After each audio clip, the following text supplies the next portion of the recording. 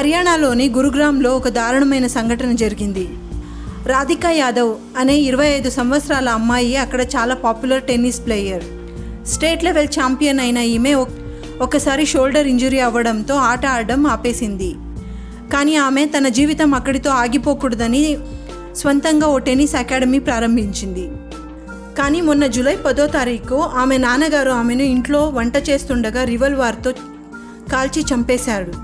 కానీ ఎందుకు, ఇంతటి ఘాతుకానికి కారణం ఏమిటి అని అడిగితే అతడు బయటికి వెళ్ళినప్పుడంతా వాళ్ళ చుట్టుపక్కల నైబర్స్, నువ్వు కూతురు సంపాదనతో బతుకుతున్నావు, నీ కూతురు ఒళ్ళు చూపించి సంపాదిస్తుంది అని అవహేళన చేసేవారంట.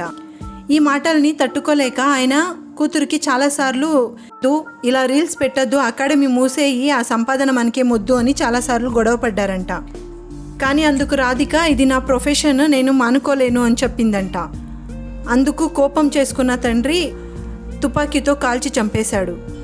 ఇప్పుడు మీరు చెప్పండి, ఇందులో తప్పెవరిది?